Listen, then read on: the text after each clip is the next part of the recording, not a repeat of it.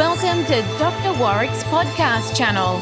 Warrick is a practicing cardiologist and author with a passion for improving care by helping patients understand their heart health through education. Warrick believes educated patients get the best health care. Discover and understand the latest approaches and technology in heart care and how this might apply to you or someone you love.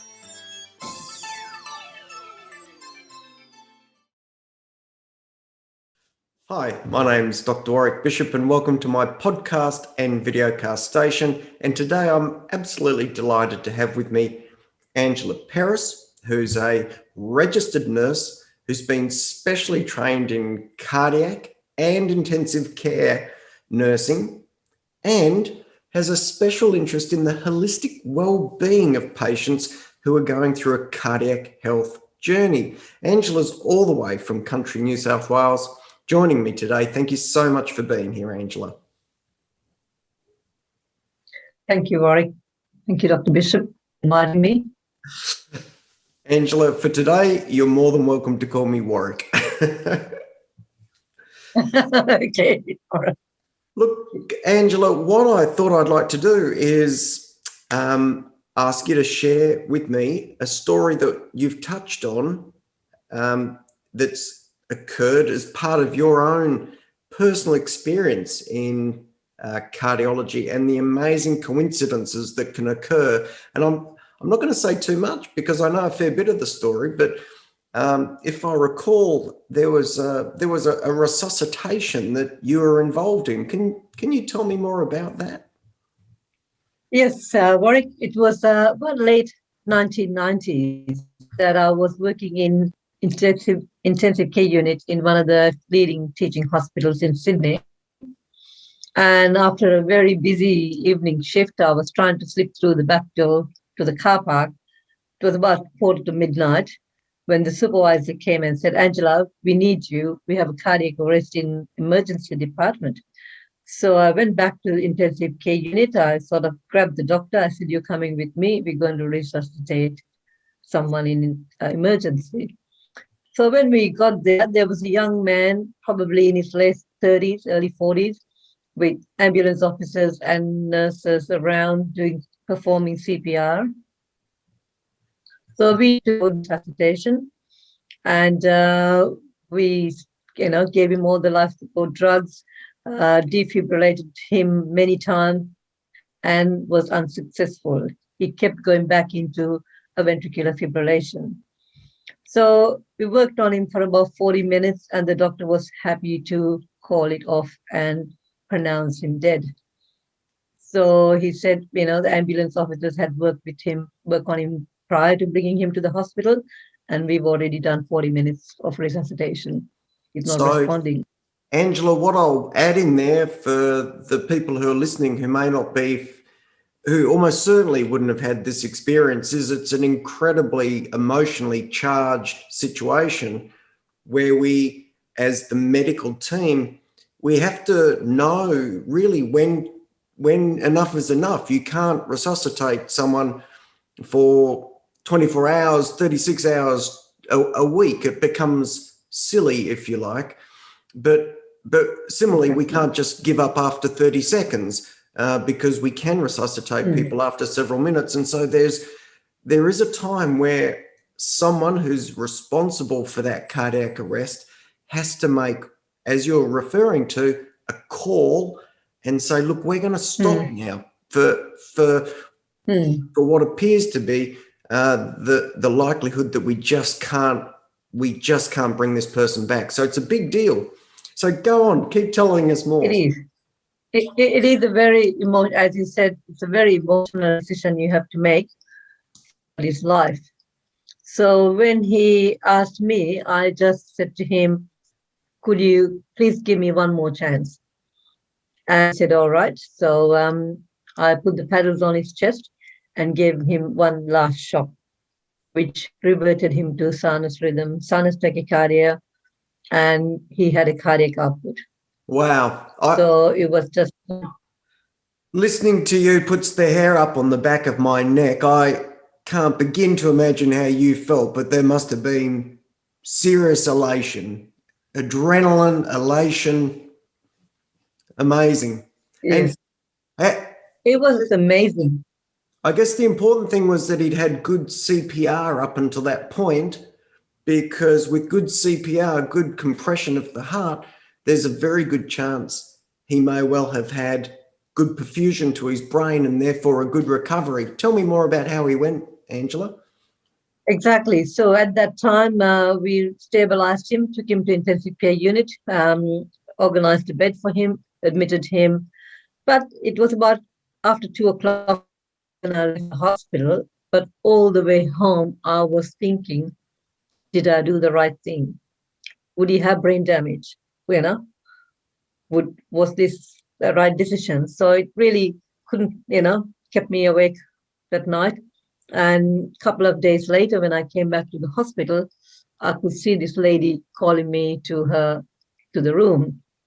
And she said, Angela, I want to thank you for saving my husband's life.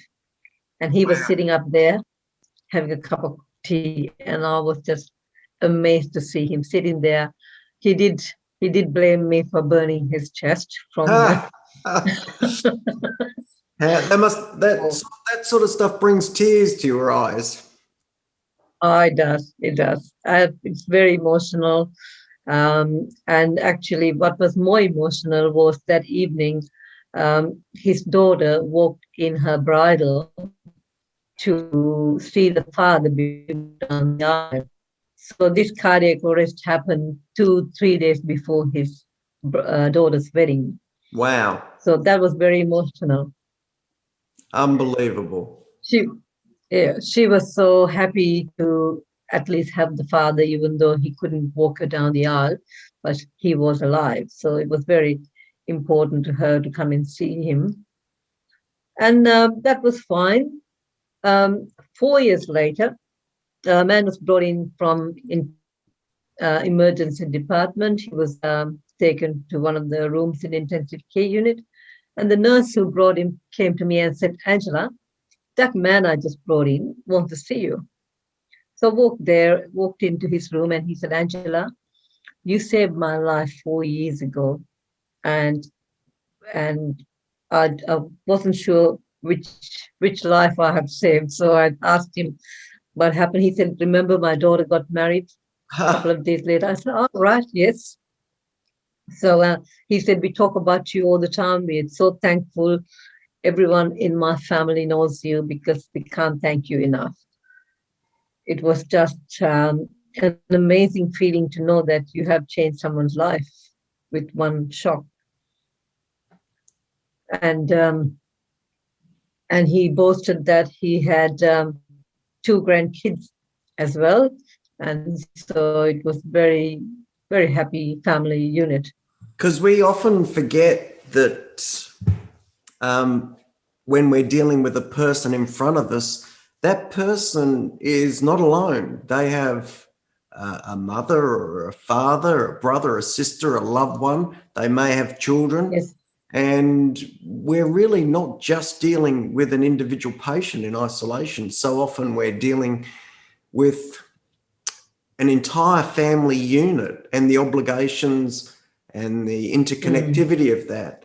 And it sounds like this man in particular got the chance to see not only his daughter be married, but the chance to see his children's children, which is amazing. Yes, it was. He was very happy. It does make you ask the what if question. What if you hadn't been there, Angela? What if that arrest hadn't continued? And it almost doesn't bear thinking about, does it? Exactly. So sometimes I think, what if I had left the hospital 2 minutes before that? Correct. And the supervisor didn't touch me? And what if I agreed and said, yeah, let's call it off? So it really, makes a huge difference to someone's life and a family. With just that one last attempt. So in 1995, this gentleman was back in hospital. Was that with his heart or something else, Angela? Yes, it was his heart. He continued to have heart problems. He's had stents put in. and he had bypass surgery. And he was, that time he was there with another mild heart attack. And so about 18 years later, I had published my book called Loving Your Heart. And I was invited to talk about this book at the local library. And as you know, I'm very passionate about helping people, about learning about the heart and knowing that how to look after this important organ. So I was talking about this book, and for some unknown reason, I thought I'll share this story about this man on that day. And I just said, it all depends whether you're at the right place at the right time. And this is what happened to one man, and I could see two people talking at the back of the audience. And I said, am I talking about somebody you knew? He got up and he said, no, Angela, you're talking about me. That was 18 years ago that you saved my life. Wow. So he came to the front and we were very, very emotional. Everybody in the audience had tears in their eyes just to see that, how emotional he was to see me again. Well, honestly, Angela, I'm tearing up just hearing that. That's beautiful. Yes. And you look like you're tearing up as well. I know. I am. Every time I talk about it, I tear up because I just can't believe how emotional. That's an amazing story. And what an opportunity to make a difference, Angela, and such a wonderful difference. Yes. Congratulations to you. And thank you so much. And would you believe, I've always kept thinking about him. And other day I was going through my computer database and I came across his mobile number. So I thought, well, it's about 30 years ago now, but I'll just give a call and see whether he's around. And I rang the number and a woman answered the phone. So I introduced myself. I said, I'm Angela. I used to work in this hospital. She said, oh, would you like to talk to my husband? And this is 30 years on, and he was still there. He came on the phone. He said, I can't believe you've rung me. He said, I've been thinking about you. And in fact, my daughter came to me youngest daughter came to me last week and said, Angela, Dad, can I talk to that nurse who saved your life? Have you got her number? And I teared up. I said, really? I said, you're more than welcome to give my telephone number to her. So she would have been 10 years old, probably 10, 15 years old, probably at that time when he had the heart attack. What an extraordinary story. Family. So he said he's had a heart transplant 13 years ago. Wow. Yes. Unbelievable. Yeah. And he's still going.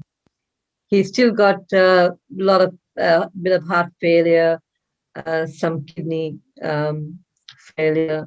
But he said, I'm so grateful for what you did. And he said, I actually go and talk to new grad doctors now about how his was saved.